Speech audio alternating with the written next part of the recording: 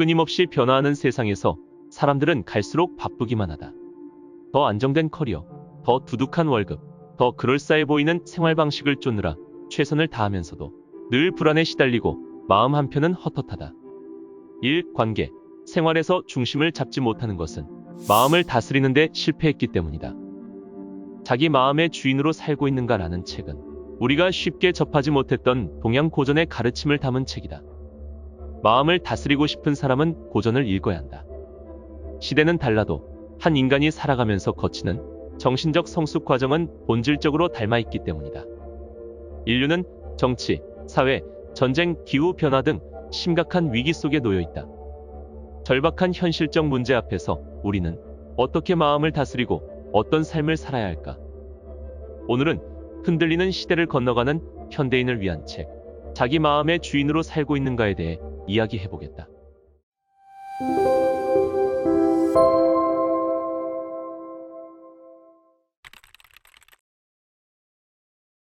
사람들은 고치기 어려운 속성을 얘기할 때 난 원래 이래라고 말한다.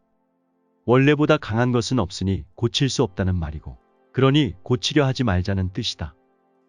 조선시대 문신 장유의 계곡집에 실린 소잠에서는 밝은 것을 우리 마음의 본래 상태로 보았다. 그래서 마음이 흐려지는 순간마다 본연의 참모습을 회복하라고 말하고 있다. 변화가 필요하다면 먼저 원래라는 지점을 바르게 설정할 필요가 있는데, 우리가 가야 할 지점을 밝은 것으로 정해두어야 어려운 현실 속에서도 밝은 면을 바라보고 갈 수 있다. 대학장구에는 이런 구절이 있다. 소인이 한가로이 거처할 때 온갖 못된 짓을 하다가 군자를 본 뒤에 은근슬쩍 그 못된 것을 가리고 선함을 드러낸다. 그런데 남들이 자기를 볼 때에는 그 폐와 간을 들여다보듯이 할 것이니 무슨 유익함이 있겠는가. 이것을 일러 마음으로 성실하면 겉으로 드러난다고 하는 것이다. 그러므로 군자는 반드시 그 홀로일 때를 삼간다. 으슥한 곳에도 보는 눈이 있고 사적인 곳에도 가리키는 손가락이 있다고 하는데, 그건 결국 나의 눈이고 나의 손가락이다. 남을 속인다 해도 자신을 속일 수는 없으니 혼자만 있는 곳에서 어떤 행동을 하는지가 결국 내가 나를 판단하는 기준이 되고 그 사람의 인품이 된다. 누군가 진정으로 강해 보이는 것은 그가 가진 돈이나 지위 때문이 아니라 그가 가진 자신에 대한 믿음 때문이다. 어떤 상황 속에서도 옳은 선택을 하려고 노력했기 때문에 스스로에게 당당할 수 있는 것이고, 남들이 보기에도 멋있어 보이는 것이다.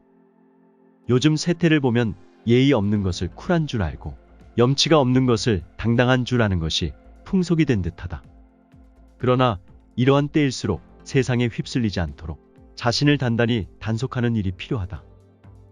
대개는 말을 잘하면 똑똑한 사람이고 말을 못하면 못난 사람이라고 생각하기 쉽지만, 현명한 사람은 멍청한 듯 말을 아끼는 사람이다. 침묵 속에서 깊은 마음의 소리를 들을 수 있어서이기도 하지만, 가벼이 말했다가 불러올 파장이 만만치 않기 때문이기도 하다.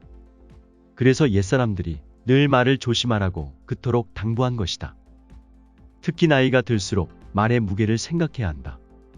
전에는 장난삼아 말해도 문제가 없던 것이 내 상황과 관계가 바뀜에 따라 문제가 될 수도 있기 때문이다. 말은 침묵을 거쳐 나올 때 진가를 발휘한다. 내가 이렇게 된 것은 다 너 때문이다라고 생각하면 내가 이끌 수 있는 변화의 폭이 좁아진다. 같은 상황이라도 어떤 마음을 가지는지에 따라 삶의 방향이 달라질 수 있다. 조선 22대 임금 정조의 홍제전서에 실린 투호명은 투호를 할 때의 마음가짐을 통해 군자의 마음가짐이 어떠해야 하는지를 이야기한 글이다. 살을 던질 때 살이 호리병에 들어가느냐 안 들어가느냐는 온전히 내 몸의 자세와 내 마음의 태도에 달린 일이라고 말한다. 이기고야 말리라는 마음을 먹는 것은 소인들이나 하는 짓이라고 하며, 부동심을 유지하고 의연하게 응하는 것이 군자의 태도라고 말하고 있다.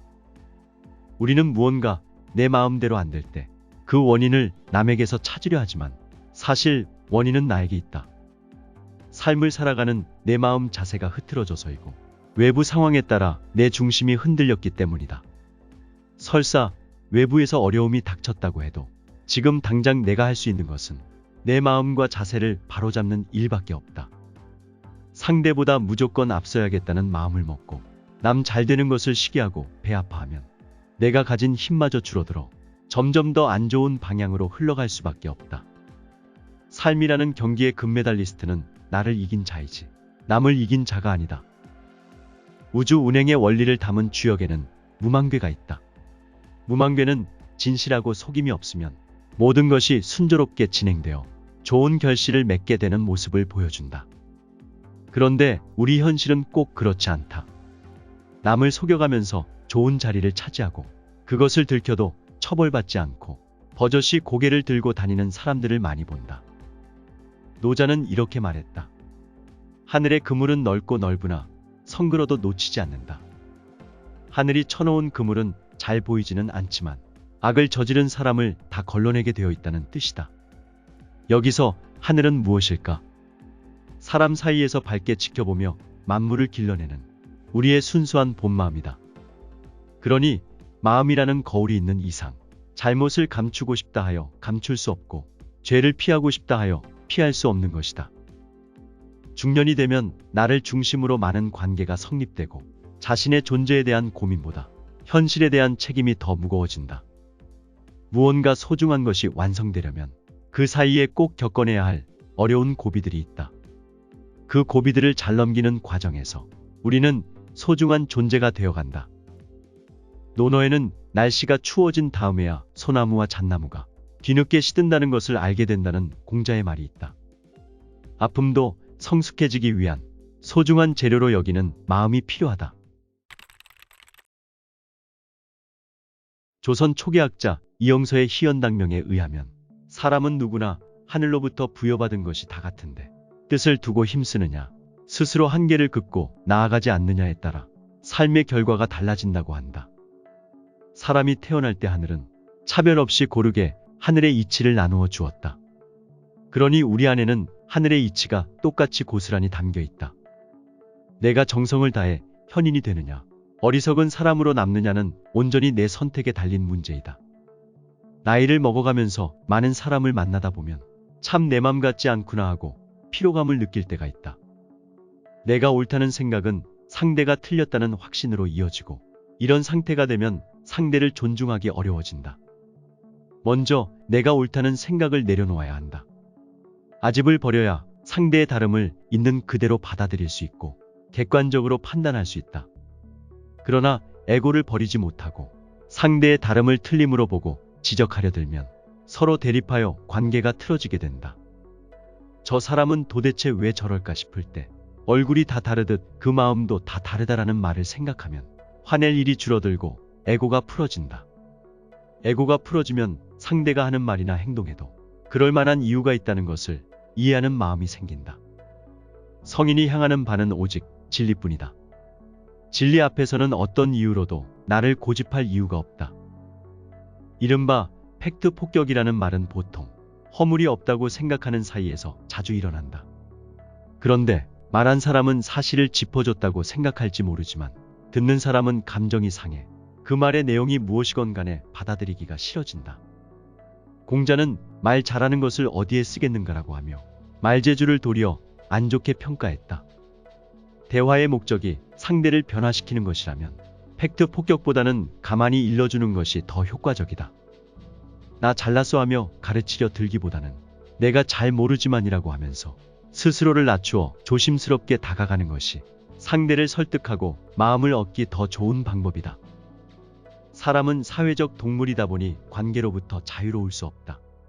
그래서 외부로부터 좋지 않은 소리를 들으면 마음을 조절하기가 힘들어진다. 그러다 보니 비방을 받으면 저항하려는 마음이 들고 그런 마음이 커지면 스스로 고통 속에 갇히고 만다. 맹자는 이런 말을 했다. 사람은 반드시 스스로 업신여긴 뒤에 남이 업신여기며 집안은 반드시 스스로 망친 뒤에 남이 망친다. 누군가 나를 헐뜯을 때 그럴 만한 이유가 없다면 내가 나를 존중하지 못한 것이 상대의 비방을 불러온 것은 아닌지 점검해 볼 필요가 있다. 상대가 없는 말로 비난한다 해서 그것이 사실이 되는 것은 아니니 이유 없이 끌어내리는 말을 들을 때는 귓등으로 듣는 것도 요령이다. 중요한 것은 비방을 받느냐 안 받느냐가 아니라 그 비방을 통해 내가 어떤 사람인지를 더 잘 알아가고 보다 나은 사람이 되는 것이다.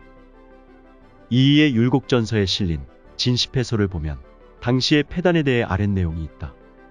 지혜가 뛰어난 사람은 위태로움을 미리 알고 대비해 나라를 보존할 수 있고, 지혜가 형편없는 사람은 위태로움을 보고도 아무 생각이 없어 안정시킬 방도를 강구하지 못한다고 말하고 있다.